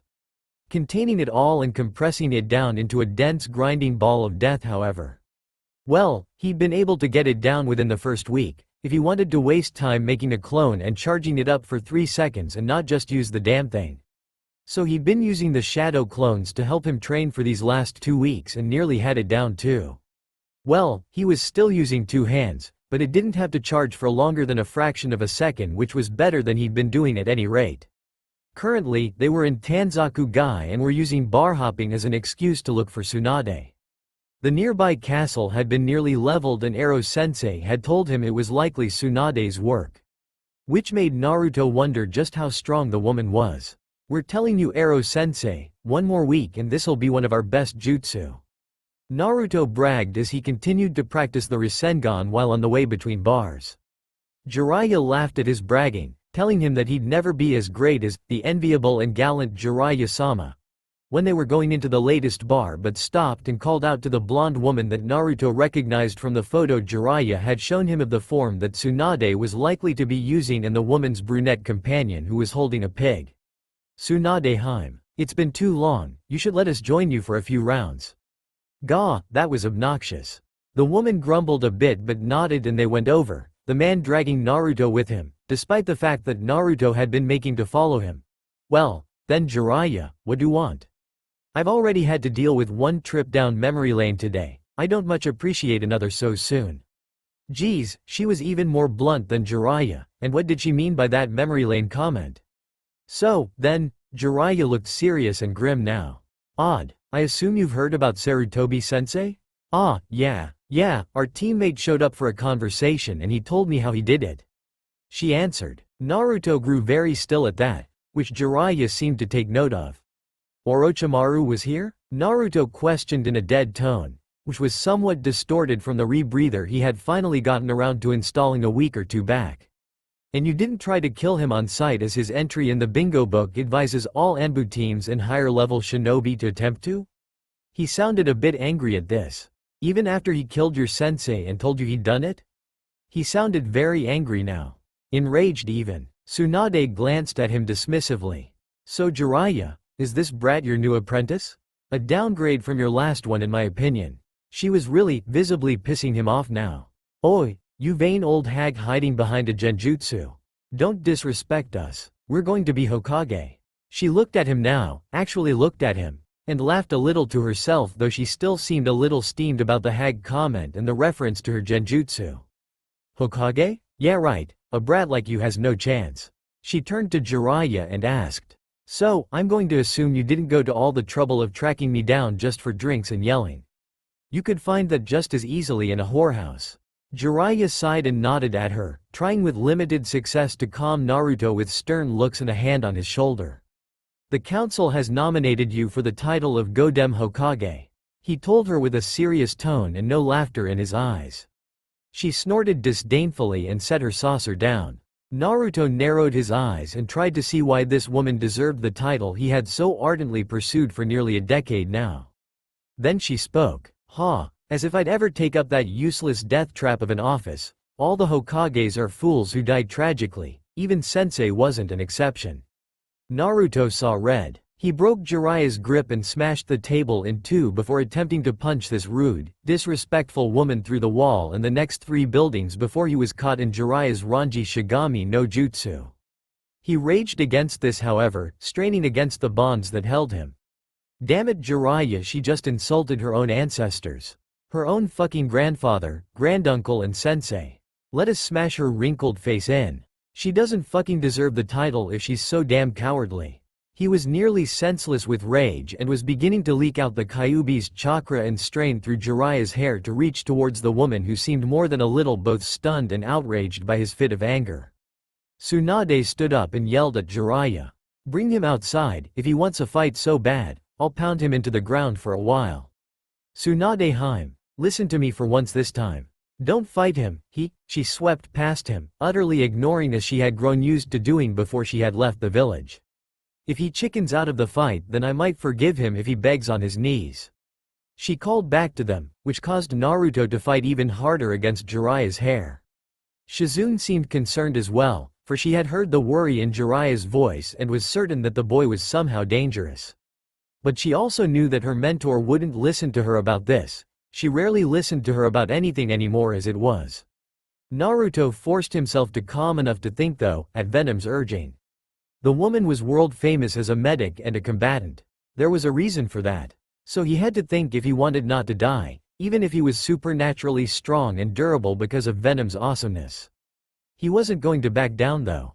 This woman had not only allowed Orochi Teme to walk free after hearing that he'd killed a man that she ought to have had some feelings of fondness for, but she had gone on to insult not only Naruto's idol, but her own ancestors and aforementioned sensei as well. She needed a beating. Tsunade was a proud woman, regardless of her current less than pride-worthy situation in regards to her financial situation, or her living situation in general. This, combined with a stubbornness to equal a bull, rendered her incapable of admitting to being wrong about much of anything. So when some upstart little brat called her out on disrespect for her own ancestors, whom she had insulted in ways she had viciously killed others for doing, her bull-headed pride wouldn't allow her to admit that she was in the wrong.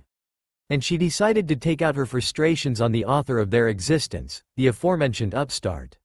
Turning once she got into the road, which quickly thereafter cleared, the people occupying it realizing just who was gearing up for a fight, Tsunade graced the boy with a smirk and said, "Since I don't want to kill you, you being Jiraiya's latest charity case, I'll only use one finger." This being said while holding said finger in the air for him to examine, her right index finger. Naruto didn't look amused. He looked at her in a way that seemed tell Tsunade, "That is a really big mistake, and I'm gonna show you why." He moved then, and had Tsunade not been a cage-level ninja for the last decade or two, she'd have probably died in his first attack. His kick shattered the earth beneath his foot, in a manner not dissimilar to her own strength technique. She narrowed her eyes. The speed he displayed, and the way he moved combined was indicative of someone who was still fairly new to said speed, even though they were used to it. The strength worried her. Had he redeveloped her technique? Watching him move for a bit and keeping her chakra senses open calmed Tsunade significantly, but at the same time worried her even more. He wasn't using that much chakra to enhance his speed, let alone his strength. But then how was he getting so much force into his attacks? What had Jiraiya done to make him so powerful in so obviously short a time? She flicked him shortly after this, in the forehead to rattle his brain a bit and knock him out long enough for her to examine his musculature and determine what her idiot teammate had done to him. She wasn't expecting him to roll with the hit, shake his head to clear it and come back for more. Normal POV. Naruto had expected a bit more pain from one of Tsunade's hits. He'd read about her shattering boulders with a similar flick of her finger. So when he was able to roll with the hit and come out smelling roses, mostly, he figured she was taking it easier on him than he'd already thought she was. Underestimating him even worse, but he was getting a feel for her movements now, seeing the pattern by which she moved. If he and Venom teamed up to take her out, it could work. Hell, even the level 1 curse seal would probably give this out of shape hag a fit. But this was his fight. He was determined to win it without help from outside sources as best he could, or lose it and lose some honor with it. As he continued to swing at her though, he had to now dodge her own attacks, which were harder to dodge than Jiraiya's by rote of having splash damage as an added factor. And some of those bits of shrapnel were more like kunai or senbon than rocks. That said, most of his time in this fight was now devoted to dodging those than attacking in his own right. And she was still only using that one finger. If he couldn't at least get her to use her whole fist, or maybe the other hand, to block probably. Wait, he still had Cage Bunshin to use, right? And he'd reverted back to his pre-Venom bull charge tactics. Was he really that worked up? Jumping back a large distance, and staying there for a second, caused Tsunade to smirk again. "Admitting that you've lost, little boy?" she asked condescendingly. "Oh, not at all, hag." He spat back venomously. "We're merely about to start actually using our head. We've been fighting, so far, like an academy student on his first day. No distractions to draw your eye. No kawarimi no jutsu. Not even a single thrown kunai or elemental ninjutsu. Just a straight-up taijutsu match." Tsunade frowned at that. The entire time he'd been holding back? That couldn't be right. She could feel the rage behind the blows she dodged. He practically radiated killing intent. If he had been holding out on the fight, then she was the Shichidame Tsuchikage. Naruto chuckled at her frown before continuing. "All in an ill-thought-up attempt to beat you where you thrive, combat-wise. Taijutsu. Well, seeing as we obviously can't win that way, we thought it would be best to fight you like we prefer to. Strategically." With that, Naruto made a few seal-less clones and sent them up to fight her while he watched. It was a wholesale slaughter. The first clone hit, not knocking her out but giving her a hell of a migraine.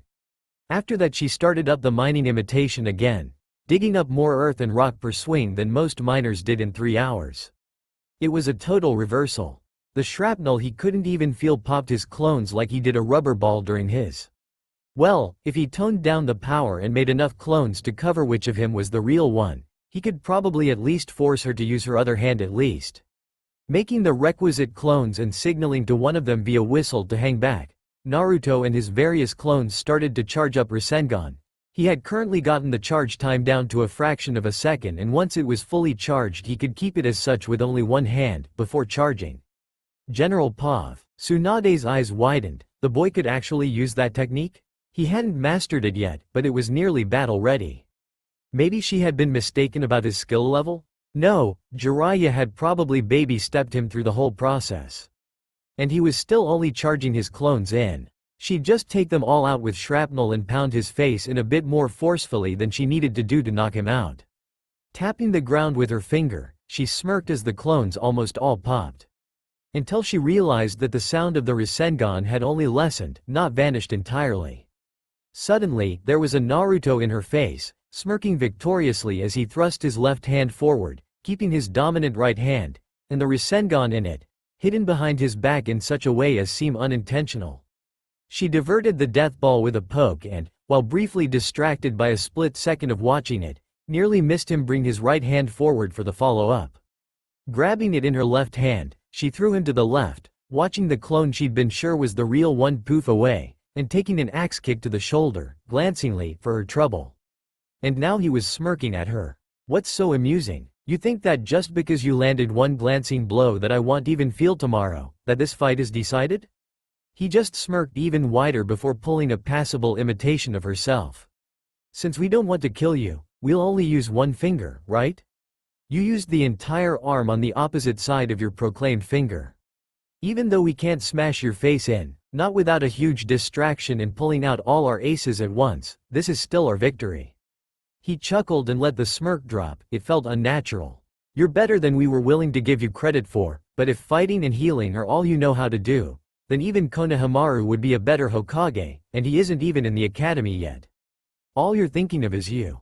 The Hokage has to think of the village first and foremost. None of the men who've ever bore the title would think of their sacrifice as a waste or regret even a minute of it. And that's a big part of the reason they were chosen as such. He seemed to realize that he was ranting, and he chuckled a bit, sheepishly, and gave a small sigh. But even so, you're probably the best chance we've got as a Hokage. Ero-sensei would make a good one, if we could ever get him to be serious, but there's a snowball's chance in hell of that happening, and the only other candidate I can even think of would be Kakashi-sensei, but he'd probably be just as lazy in that position as he usually is as my Junin-sensei. And then he looked down at the ground for a bit before looking back to her, ready to finally be done talking, especially since this was going to really hurt his pride. So tell me, what can I do to make you come back with us? Tsunade was severely confused now. This kid was a veritable enigma. First he's some overconfident, albeit powerful, punk who has too much strength to be natural. Then he's a strategic whiz with too much chakra to not be a bit of a threat in a fight given the aforementioned strength. Then he's some philosopher. Then he's a Nawaki clone. Which hurt so much, and now he's prostrating himself like this and he has too much of a point for me not to at least give them a small chance. She thought ruefully, with a sigh. She gave it bit of though before answering him, briefly considering asking him to complete the Rasengan in a week. She discarded that thought quickly, as she had seen how close to mastering it he was. Then she hit upon a gem of an idea. How far along are you in your elemental reconstitution training? She asked, and had a mild amount of satisfaction over his confusion. Oh, so, my teammate hasn't even trained you in that yet? I thought he would have, since you were saying you had some elemental jutsu and those are his specialty outside of espionage. What the, elemental what now? Was his not quite eloquent response. Turning to the toad sage of Myobokuzen, Naruto yelled. Oi, Ero-sensei, what the hell is this reconstitution business? Tsunade was very amused by the argument that seemed to be brewing there, before getting her head back in the game. Wait, you mean you don't even know what it is? She was honestly a little more than surprised by that. He'd seemed so confident in his boast of an elemental jutsu repertoire. Surely he would have at least known he could make his own and make them seal less if he mastered it, right? Any Chunin. What rank are you? Jiraiya went to make a shushing motion, which Tsunade took note of, but Naruto wasn't paying attention to him anymore. I'm a genin, just graduated about 8? Yeah, about 8 months ago. Would be a Chunin if that snake fuck Orochimaru hadn't killed the old man and made it so no one can be promoted till the new Hokage is instated. Tsunade instantly turned on Jiraiya, giving him a look full of promises of pain. You taught a fresh genin a technique like the Rasengan? What the hell were you thinking you? Hours later, after a full explanation and on Jiraiya's part, a large amount of blunt force trauma, Tsunade looked to be in a much better mood. Okay, so as I was saying, I'm gonna make a bet with you. Win it and I'm the Godem. Lose and you'll have to watch me and Shizune walk away with every Ryu you had on you when it is determined you'd lost. Deal? She proposed, grinning. He gave her a nod, silent and serious. You've got 2 weeks, and only 2 weeks, from right this second to master the first step of the elemental reconstitution training as I define it. She pulled out a strip of paper from somewhere, Naruto wasn't sure exactly where, and handed it to him. Before you start though, you'll have to find out what your elemental affinity first. Channel your chakra into that and it'll do one of 5 things: ignite, become moist, crumble into dust, crinkle up into a ball, or be cut as if by a blade. Naruto nodded and did as instructed, with an interesting result by everyone who watched. It started off somewhat small, a tear near the center of the top half of the strip. But it didn't stop there, it built slowly, the first tear widening and more tears appearing until the strip was ripped to a dozen tiny pieces, which then crumpled into even tinier balls, which promptly took to moistening enough to leave wet spots on the ground, looking for all the world like a group of spitballs. Tsunade looked at the spitballs that weren't spitballs, that were the only indication of the slip's former existence, then to Naruto, and then back down again. She sighed in exasperation. Great, she thought, marginally put out by this turn of events. He's one of those types that are as much of a bitch to train as they are to kill once they do get trained. She turned to Jiraiya and said straight to his face, "You know, somehow, this is all your fault." She then turned back to Naruto. Okay, so you have 3 elemental affinities: wind, lightning and water. Wind is your strongest, seeing as it manifested itself first. Lightning is, contradictorily, since it's weak to wind and thus not easy to learn for most who have wind as an affinity, your next strongest affinity. Water is your weakest. We'll focus on making your strong points even stronger and start with your wind affinity. She motioned for him to follow as she turned to walk away, which Naruto did. She led him and, by proxy, Jiraiya and Shizune, to a somewhat forested area somewhat near the town, and more importantly, their hotel.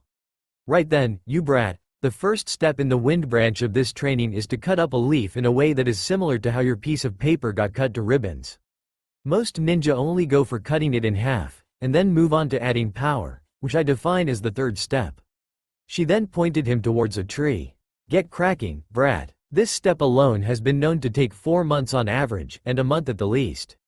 If you want to get this done in 2 weeks, you've got to work like you've never worked before.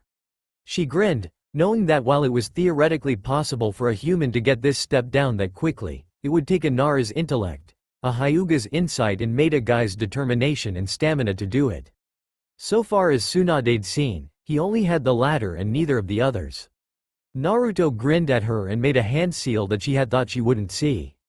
Kage Bunshin no Jutsu, he intoned. She was utterly shocked when the smoke cleared from her vision and she saw an amount of Narutos that had to be in excess of 200, all making for this or that tree. And her chakra sense told her, now that she was bothering to actively pay attention to it for the purposes of finding out why he thought this was a good idea, that they all had about the chakra reserves of a fairly experienced chunin. We'll get this done in your time limit, Tsunade-san, and when we do, well, we just hope you're one to honor a bet made amongst comrades. One of them told her as he climbed up a tree to collect a leaf. Tsunade realized at about that moment that she had likely made a large miscalculation about the amount of time he'd need for this. With what intellect he had and how much insight he would get from his clones as well as the determination and stamina that he'd already shown her, it was likely that he'd actually be able to completely master the training within the time frame she'd specified. Easily, even if he'd nearly mastered the Rasengan, which was one of the most chakra control intensive jutsu in existence, in less than a month. This didn't require even half so much control, just knowing how you were supposed to manipulate the chakra. It was the 2nd day of his wind elemental training and Naruto, well, one of the clones actually. Not that such a fact really mattered when it came to Kage Bunshin, as they were all essentially the same person, was trying to think of a way to even cut the leaf once in the first place, much like all the others. Well, how do blacksmiths make a cutting edge? Was that particular clone's first thought, before slowly remembering something he'd heard from Kanero. They grind it, right? Two surfaces, mostly flat, grinding against each other. Only they have to worry about material strength and blade thickness. Man, talking to Kanero-san when I'm bored sure can come up with some nice advantages when I'm training later. And with that thought the clone began his work, the process having taken all of 3 minutes.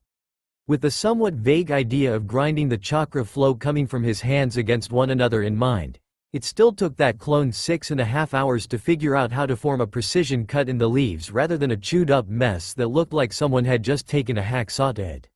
The clone then looked up gleefully at the others, presumably including the real Naruto, and called out to them. "Oi, guys, we got the secret to making the cuts, here, let us dispel, then we can all work on adding to the cuts." That clone's breakthrough, inspired as it was still only a moderate jump in the process. They could form a cut now. They still had to work out the bugs of adding more cuts, a bit of spatial reconstruction as well as elemental reconstitution. They also needed to work on the speed at which they did so, to make it battle-ready, i.e. making sure he was capable of using chakra flow to increase the combat ability of his kunai and shuriken and that he could use what elemental jutsu he had that were below B rank seamlessly, and master it as Tsunade had demanded, and that took him the rest of his given 2 weeks, as did his full mastering of the Rasengan. Clones were damn useful for chakra control training like that. And these two acts combined had given Naruto an idea, a terrible, awful idea. One that would have to wait, since his Venom called it spider sense, because it was the ability of man who had spider-like abilities, and that was how the man had referred to it. Weird. Anyway, his spider sense was telling him that something was about to crash into him. He back-flipped over whatever it was and took a ready stance. Jiraiya, sprawled out on the floor, panting and sweating like Naruto had never seen him and looking like death after it had been warmed up 4 times and refrozen 3 times. What could have done this to him? Venom. All our sparring sessions and he never looks even vaguely taxed, and all of a sudden he's coming through here looking like he just fought Sanchuo no Hanzo again, all by himself. Naruto though to the symbiote, hoping that it had an explanation. Aside from exhaustion or some SS sort of Odysseus, neither of which SS seem likely, I would say Poisson. Came his reply, after a moment or so of thought. And the only person near to him who could slip him one, given his high SS skill level, would be Tsunade. The voice in Naruto's head continued. Naruto, not really so surprised that the old lush would renege on their deal, went to help the man to his feet and ran to get him some water before he could say anything. Upon his return the old pervert was sitting on the ground again, looking just as exhausted as before. Giving Jiraiya the water he'd retrieved for him, Naruto was about to sit by his side and ask what had prompted Tsunade's betrayal when he heard a knock at the door. "Go get that, would you, brat?" "I would, but I'm not in any condition to," Jiraiya said, and Naruto complied, mostly because what Jiraiya had said was true. After going over to and opening the door, about to give a polite greeting to whomever was on the other side, Naruto came up short when Shizune pushed past him and rushed over to Jiraiya. Naruto reacted immediately and without thought. Shizune, as the apprentice of the woman who had poisoned the old toad summoner, was obviously trying to go in for the kill now. He allowed Venom to encompass him in the suit that he'd spent the rough 2 months since the Sandame's death training in his off time to get used to as he drew a kunai and flowed his wind-natured chakra through it. A task made moderately difficult by the fact that the kunai wasn't made of chakra-conductive metal and therefore was minutely resisting his efforts. He moved, almost too fast for Jiraiya to catch in his debilitated state, and had the kunai to her throat in an instant. For Shizune's part, it actually was too fast to keep up with. One moment she had been rushing forward to tell Jiraiya that Tsunade had gone off to meet with Orochimaru. The next she had a kunai being held to her throat by a man in all black, heavy-looking vaguely Enbu-esque as well armor and a skin-tight suit of some sort. And he had teeth like daggers and a tongue like a snake. "Stay away from him, answer all our questions, and we may just let you live," Naruto said, injecting all the killing intent and malice he could into his voice, which sounded really evil as it was anyway. Shizune trembled a bit, scared of the monstrous being who had her so clearly beaten from a physical standpoint, before Jiraiya interrupted. "Naruto, what the hell? You've never done that before. And what's with the spider motif on your back?" he exclaimed, very much surprised and his priorities a little wacky in his slight delirium. "Not now, Ero-sensei," We've got a possible traitor to Konoha to interrogate. Naruto rebutted, keeping a firm hand on his kunai and keeping the kunai itself on Shizun's neck, the wind chakra coating it only just nicking her neck. Shizune gulped as she considered her situation. Naruto was clearly highly suspicious of her, which she could only see as reasonable. After all, the only people who he knew of in the area who could reduce Jiraiya to the state she could see him in were Tsunade and Orochimaru, and with Jiraiya having spent all last night drinking with Tsunade. Shizune did a brief review of her options, as she saw them. The first being to try to reason with him, which had 50-50 odds of working, seeing as he might view it as her resisting his interrogations. The second was to actually resist and attempt to get away, an unlikely scenario to succeed in, given how fast he had shown he was. Or number 3, surrender and answer all his questions, after which he might kill her anyway just to be certain. This was the point, however, where Jiraiya intervened.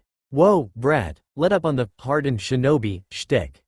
She's in the clear, wasn't even in the same area as Tsunade and me all night, and Tsunade only slipped me whatever drug she slipped me about 5 minutes back," he said, seeming more annoyed than frightened. Naruto frowned, unintentionally making his already decidedly terrifying visage even more dreadful, before having Venom retract into a less noticeable form, a skin-tight bodysuit similar to that of the standard Anbu uniform.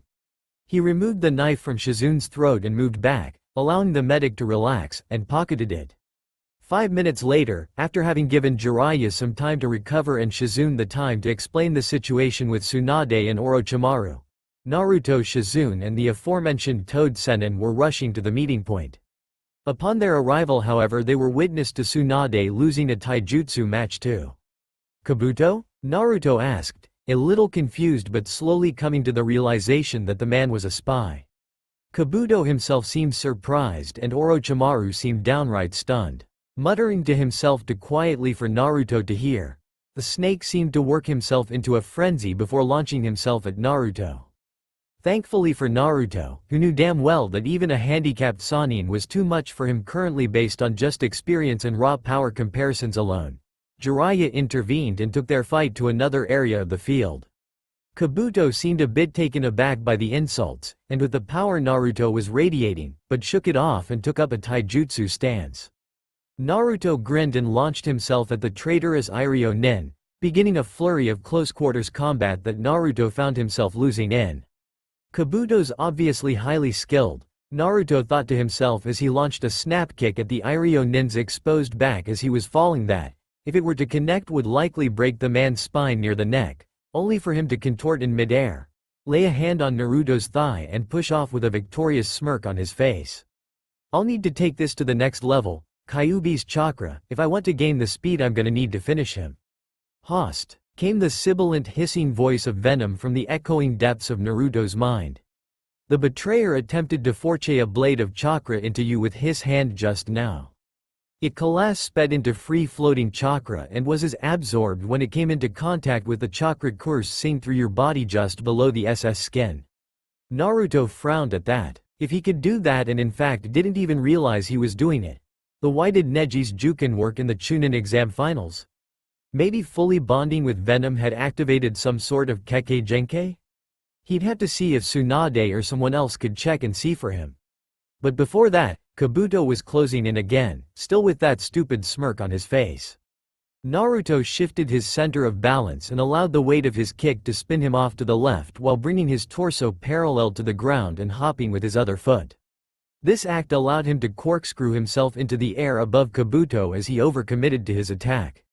As he came down, Naruto prepared his strongest C-rank wind-release ninjutsu, a futon Daitapa no Jutsu that had within it a number of dangerous cutting blades seamlessly as he created a clone to use his only fire element technique, of very much underpowered. Due to his wind element he now knew, Kaden Gakakyu no Jutsu in a combination jutsu.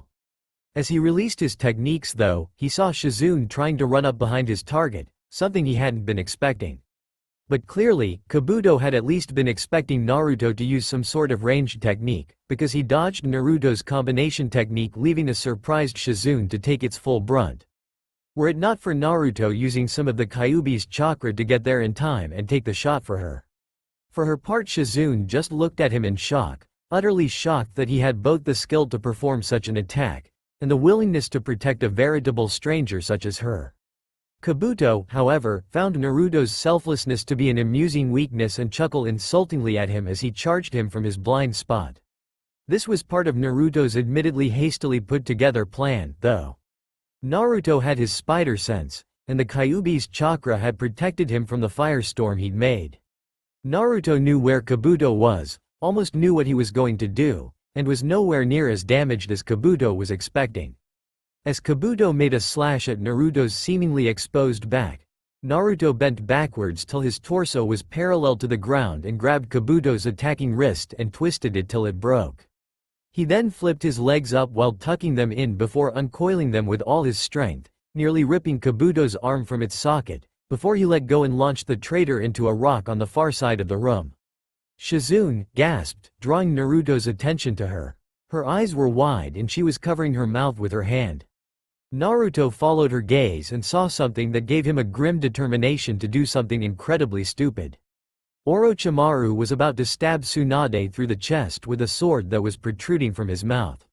Requesting the chakra of his demon again, Naruto was encapsulated in a glowing chakra shroud once more, and vanished in a blur of red as his second-level curse seal activated and he moved too fast for even Jiraiya, who was chasing after Orochimaru, to see.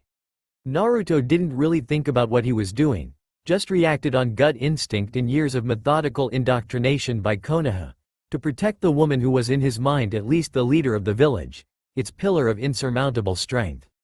He attempted his latest jutsu, and through sheer instinct used it with his somewhat fledgling elemental reconstitution abilities.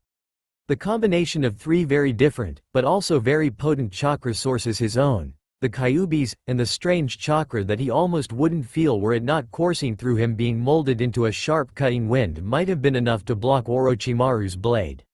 If Naruto hadn't gotten overconfident and actually paid attention to the fact that Orochimaru hadn't quite lost track of him. Naruto was stabbed through the lung for his trouble. As he went through the process of blacking out, Naruto saw Tsunade stand up. He would have grinned at the determination he saw in her eyes, had he the energy to move. When he woke again, Naruto was lying in a room he recognized as the one he and Jiraiya had paid for in their hotel. His chest ached a bit and he thanked both the Yondaime and Venom for his advanced healing. He had learned from the alien that he could direct the Kyuubi's chakras somewhat not long before they found Tsunade, and had a feeling that he'd helped out Naruto with his lethal injury. He sat up and gave a direct thank you to Venom, getting a feeling of gratitude back along their mental connection, something that Naruto had no idea was even possible. It was at this moment that Tsunade walked in, stopping and staring at Naruto for a moment before getting bumped into by Jiraiya, who had been following her.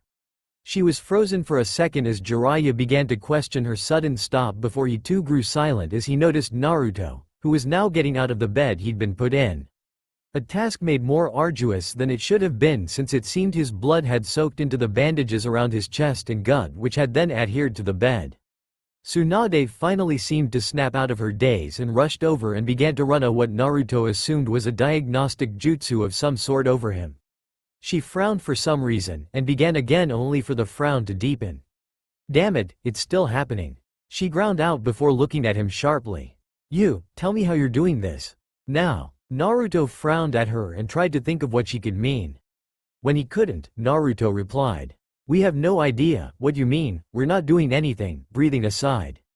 "Then how the hell are you absorbing my medical chakra?" she bit out, startling Naruto at her vehemence. "When I tried to run a diagnostic on you after we'd run off Orochimaru, I couldn't get a read on you because you were absorbing the technique's chakra. I thought maybe it was some sort of defense that the seal or your biju gave you, or maybe some sort of thing that happened when you were unconscious, but you're still doing it and I can't check if you're healthy enough to move or not." Naruto was shocked. He could absorb chakra now? Hadn't Venom mentioned something like that in the fight against Kabuto? He hadn't felt his chakra increase, but that might just have been because medical jutsu used comparatively less chakra and reserves were so huge that he couldn't feel the relatively minuscule increase. He gave it some thought and then asked for a kunai. "Why?" was Tsunade's somewhat suspicious reply. "What do you need it for?" "Well, I've gotten the wind reconstitution done, at the first level at least. I want to see if the absorption works on other types of chakra, or just medical chakra." It might be some sort of bloodline? I don't know how I'm doing it, but that's one potential explanation.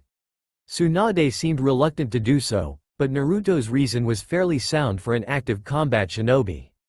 Naruto took the kunai with a somber nod. This absorption ability could be an incredible if he could learn to deactivate it, or a terrible curse if he couldn't, preventing any Iryo Nin from healing him if his regeneration for whatever reason wasn't enough. He channeled his wind chakra down the length of the blade and extended its range by about 18 centimeters. He then slowly moved it down across his arm. It broke the skin, causing some bleeding, but when he could feel it was only a minor scratch. He sighed and handed the kunai back. He laid back in the bed and thought about a way to try and turn off the absorption. He asked Venom, "Well, Host, it ISSS your energy, yes? You have been training to control it for years SS.